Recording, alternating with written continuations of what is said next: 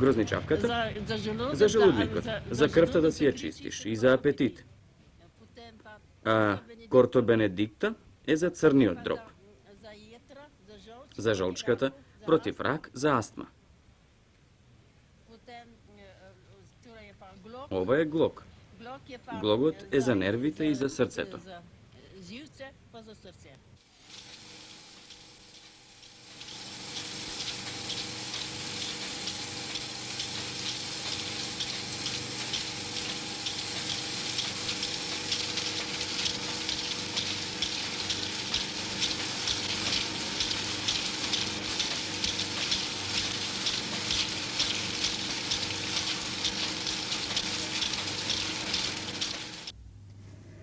V jezikovnem in prvotnem Pod pomenu jezičkoto i besede elementarното značenje na zborot lek se podrazbira sekoj čin ili sredstvo što ulekuva čovekot, što mu gi za zdravu varanite, što mu gi olesnuva bolkite, ili sekoje sredstvo što bolni odgo upotrebuva, za što se nadeva deka toake mu pomogne.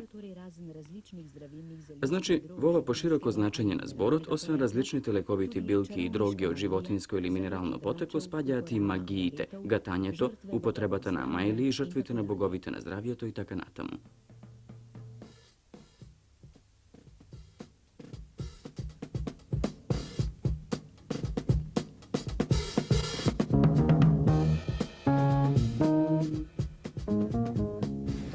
Danes pod pojmom zdravilo pojmot lek gi podrazbirame onije proizvodi za koje što naučno je utvrdeno deka nivnata upotreba vo opredeleno količestvo i na opredelen način kaj čovekotike životnite služi za utvrduvanje, sprečuvanje ili lekuvanje na bolesti, odnosno što postiga drugi medicinsko opravdani celi. oziroma dosega druge medicinsko utemeljene cilje. Naš je od zakon za puštanje lekovi u promet kako lekovi gi smeta. Prvo, gotovite lekovi. Štoro, lekovitite sredstva sa odreden hemijski sostav, lekovitite bilki i lekovitite sredstva od rastitelno i životinsko poteklo što se upotrebuvat za prigodvuvanje na lekovi. Treto, preparatite što se prigotvuvat vo aptekite i što se izdavaat na lekarski recept ili bez recept, magistralnite i galenskite preparati.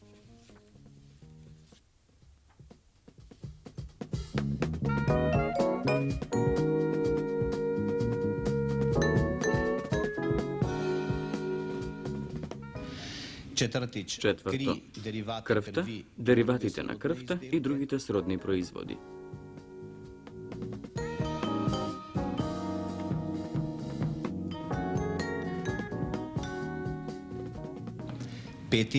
Peto, materijalite za prevarska i sredstvata za šijenje rani i zapiranje na krvarenjeto. Šesto, sredstvata vo zabarstvoto. I sedmo, drugite proizvodi što imat lekovito dejstvo.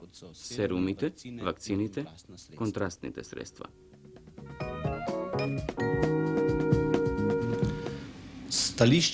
Odgledna točka na farmakologijata, odnosno naukata za lekovi, pojmot lek možemo da go zamenime so pojmot otrov. Čestopati među lekovite i otrovot nema kvalitativna razlika, toku samo od kvantitativen odnos zavisi da li nekoja substancija ke dejstvuva kako lek ili kako otrov. Ponekogaž samo koncentracijata rešava za to da li nekoja materija je hrana, lek ili otrov.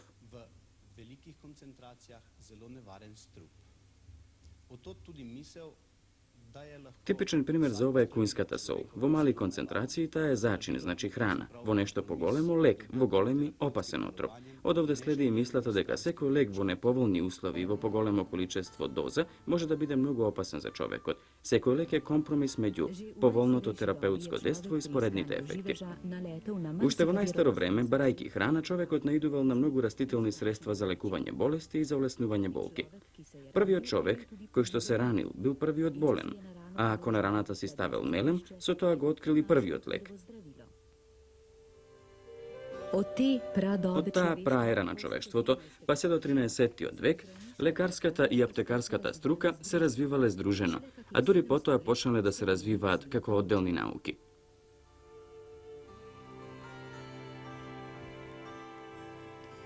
Velike osebnosti so prispevali. Ko novoj razvoj pridonele golemite ličnosti.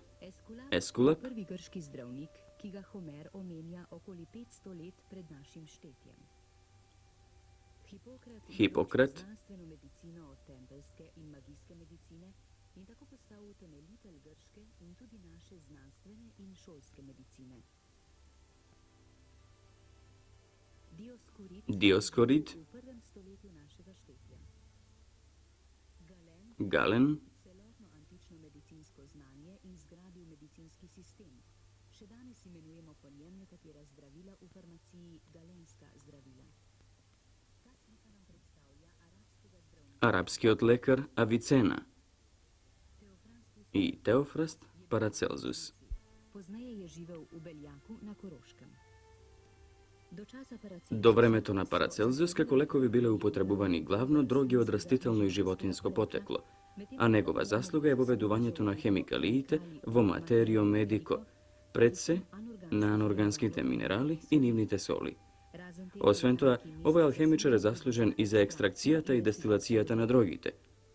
Vse te Но дури во 1806 година фармацеутот Зертирнер успеал да го изолира првиот алкалоид морфиумот. šele 1806 Колбе прв синтетизирал лековит материјал, uspelo izolirati салицилна киселина. alkaloid morfin.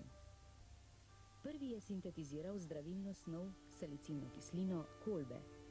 To letnico Таа še година vedno ја сметаме за dolazi раѓање на do фармацеутско-хемиската индустрија. Drugi pomembni dati Други so значајни še дати се rast уште sulfonamida, раѓањето на сулфонамидите 1935 до мак и на антибиотиците 1928 Флеминг. За да стане лек една субстанција, мора да го измине патот што е пропишан со законот. Само така општеството може да го заштити болниот од неповолните последици на лекот. Кога ќе се роди идеја за некое лековито средство, според признаните научни методи за обработка на податоците од литературата, фармацеутите се решаваат за изборот на субстанцијата.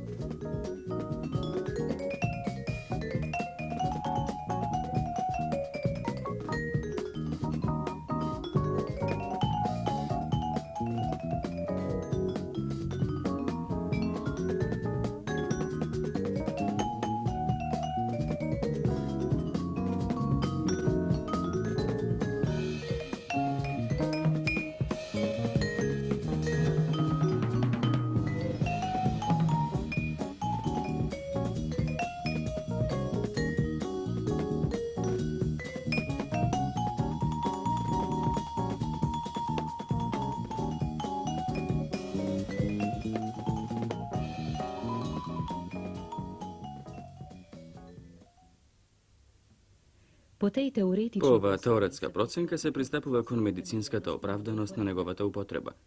Се изработуваат методи за физикално-хемиско вреднување, се изолира или се синтетизира субстанцијата, се проучува незината стабилност.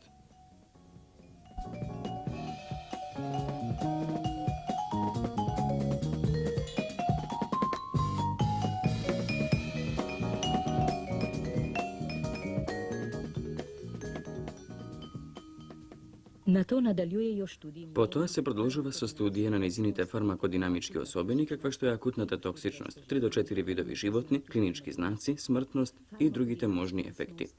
Beležijo druga možna delovanja.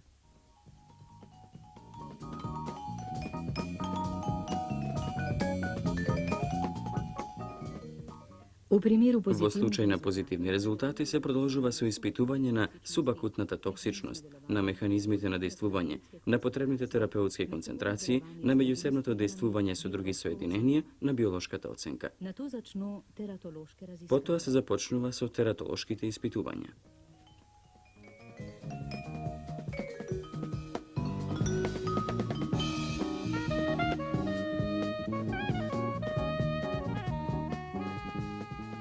U primeru dobrih rezultatov Во случај на добри резултати се продолжува со испитување во поглед на апсорбцијата, дистрибуцијата, метаболизмот и екстракцијата.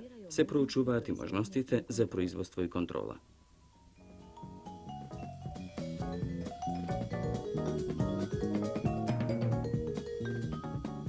izdelajo Се poskusne изработуваат експериментални примероци кои што официјално се анализираат и тоа со физикално-хемиски методи, микробиолошки и биолошки. Izdelajo se izraботува стручна документација за клиничко тестирање.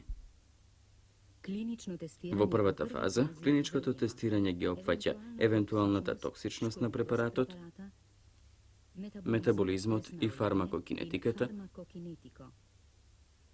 настаните што се случуваат додека лекот патува низ телото, најпогодниот начин за апликација, најпогодната доза. Паралелно со ова се одвива испитувањето на стабилноста на производот. Продолжуваат фармакинетичките испитувања, студиите за штетноста на препаратот. Потоа се прави првата привремена техничко-технолошка документација, патентната заштита и поклиничкото тестирање во кое спаѓаат проширени клинички испитувања, утврдување на поефикасен терапеутски режим, утврдување на споредните ефекти, оцена на сигурноста.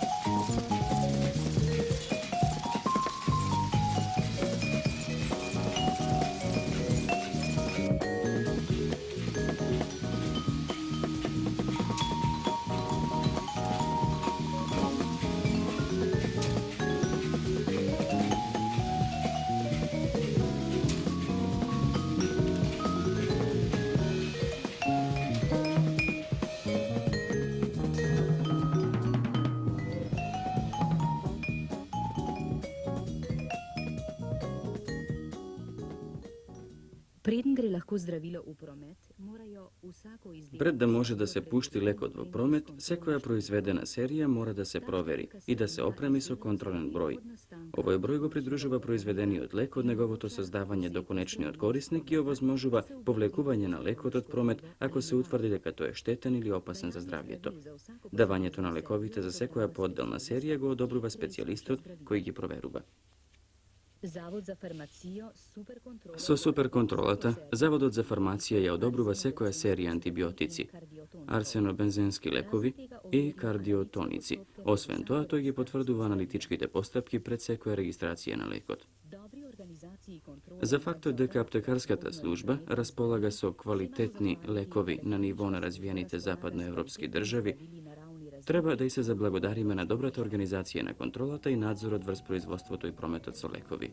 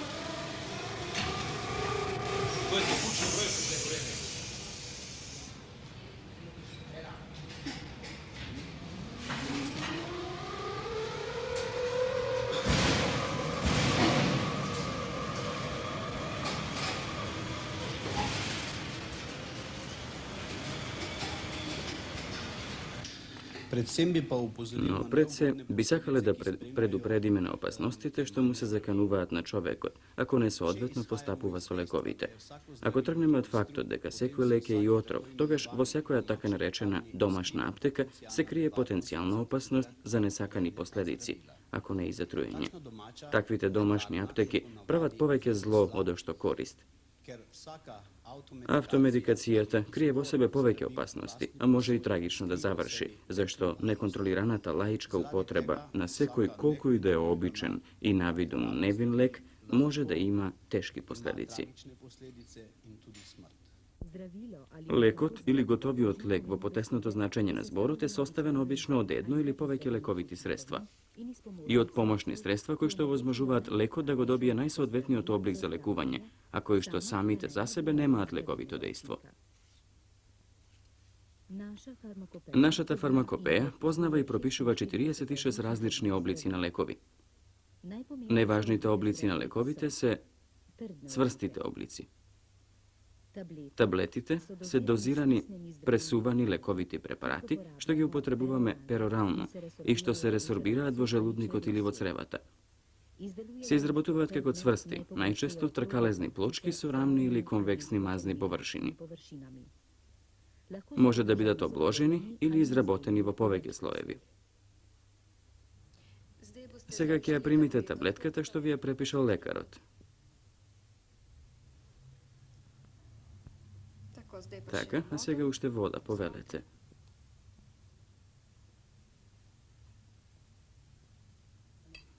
Благодарам. Држаите се таблетки со поиздадени мазни површини, со заоблени рабови покриени со заштитна облога. Обложени се пред се, за да се скрие нивниот непријатен мирис и вкус, за да се заштитат лековитите средства од влијанието на околината или од влијанието на желудочниот сок, а и да се обезбеди тие да се ресорбираат во определен дел од дигестивниот тракт. Сестро, како да ги пием држаиве? Држаите секогаш се пие цели. Благодарам.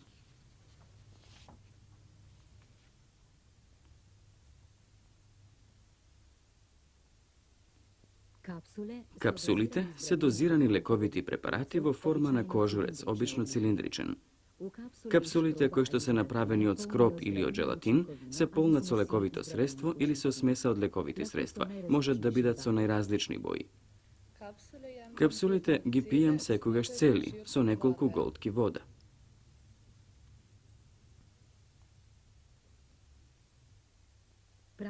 Прашоците се препарати од цврсти лековити средства со рамномерна и пропишена раздробеност.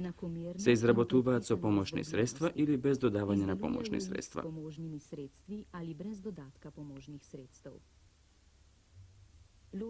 Разликуваме неразделени прашоци, ги пиеме според упатството од лекарот, на врв од нож, едно мало лажиче и така натаму, и разделени прашоци. Поредки цврсти облици на лекови се уште и гранулите, пилулите и чаевите.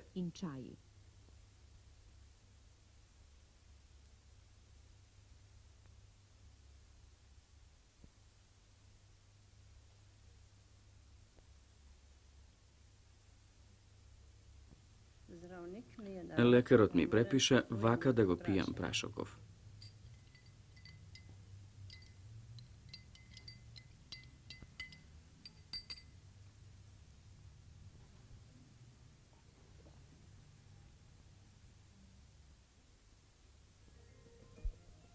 Полуцврсти облици на лекови.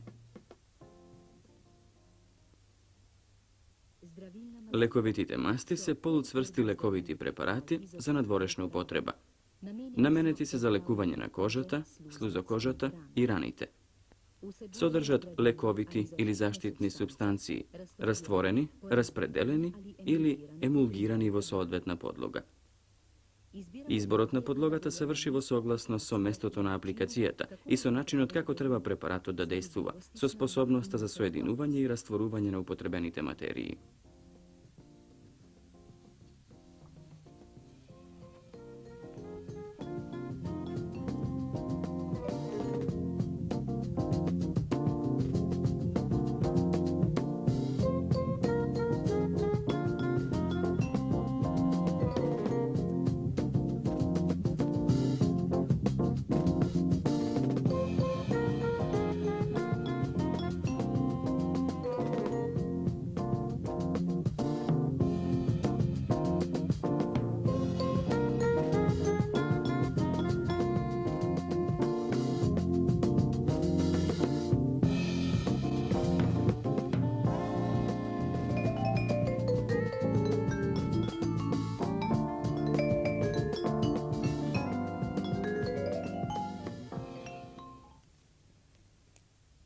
Paste so zdravilni Pastite pripravki se lekoviti preparati za nadvorešna upotreba.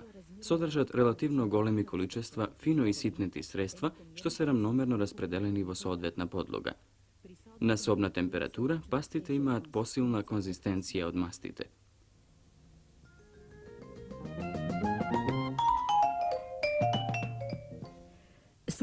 Супозиториите или светичките се дозирани лековити препарати за ректална апликација. Значи, ги вовлекуваме во дебелото црево. На собна температура тие се во цврста состојба, додека на телесна температура се топат или се раствораат во цревниот сок.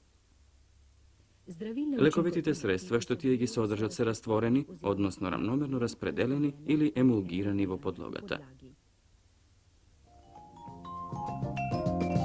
Течни облици на лекови. Лековитите раствори се течни бистри препарати што содржат едно или повеќе лековити средства во одреден растворувач. Како растворувач најчесто се користат водата, етанолот, глицеролот и некои растителни или минерални масла. Растворите се наменети за директна надворешна или внатрешна примена. Сирупите се течни препарати за внатрешна употреба. Содржат шеќер растворен во вода, во овошни сокови или во екстракти од лекарства, а може да содржат и други лековити средства.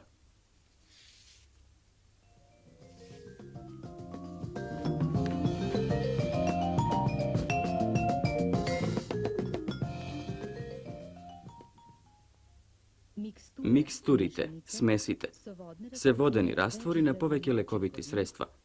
Обично се бистри или само незначително матни, а понекогаш имаат и талог. Во тој случај, пред употреба треба секогаш да се протресат.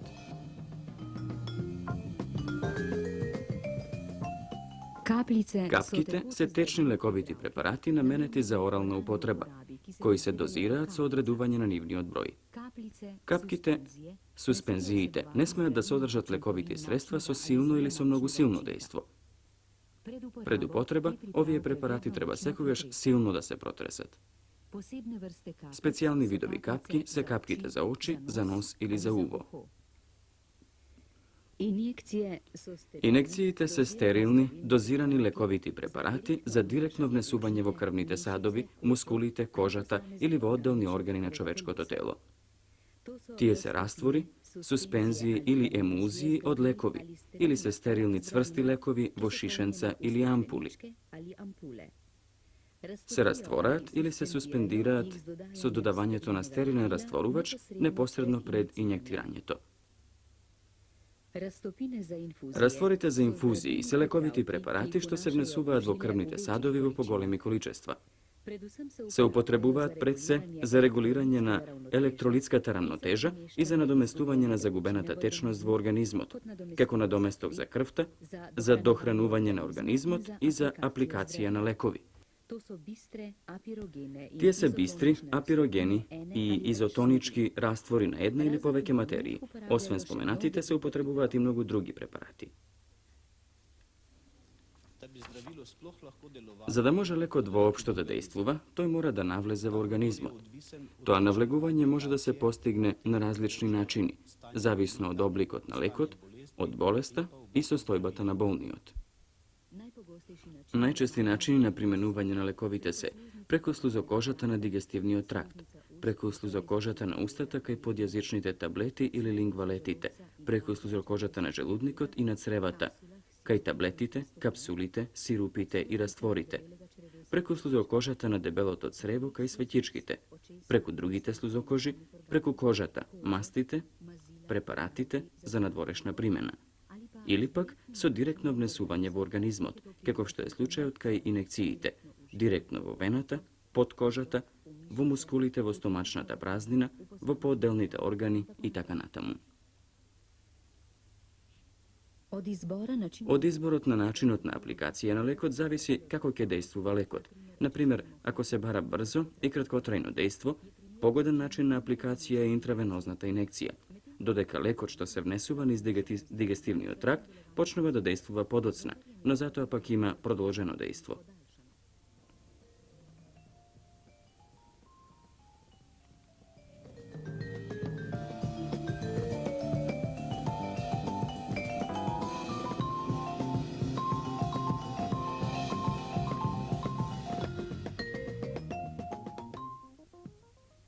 Najprimernejši in najobičajnejši Pijenje na način lekot, vnašanja oralната aplikacija, се уште е најсоодветниот и највообичаениот начин за негово внесување во човековиот организам.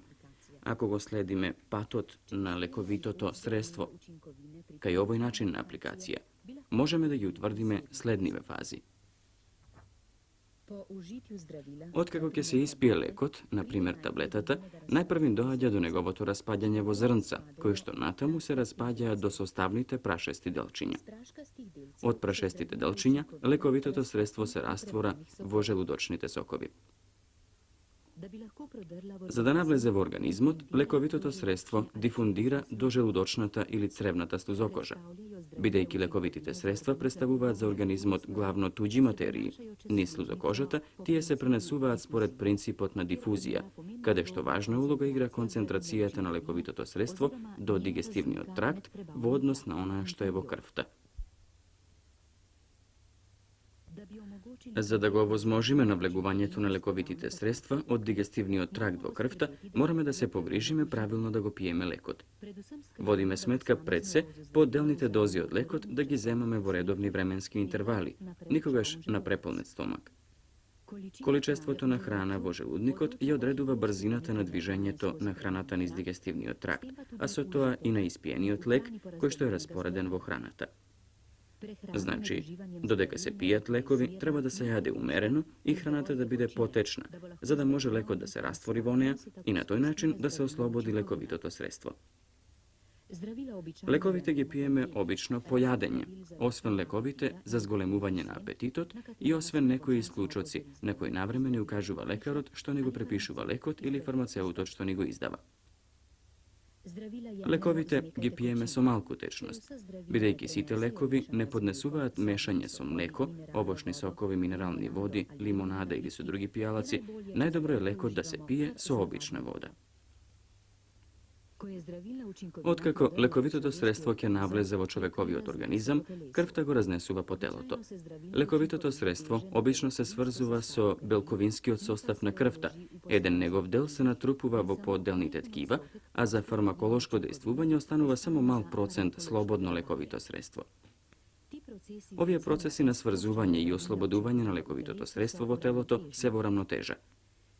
Кога концентрацијата на слободното лековито средство на местото на дејствување ќе достигне одредена вредност, лековитото средство почнува да дејствува и предизвикува одреден фармаколошки ефект. Обично за тоа е потребно лековитото средство да се соедини со некој рецептор.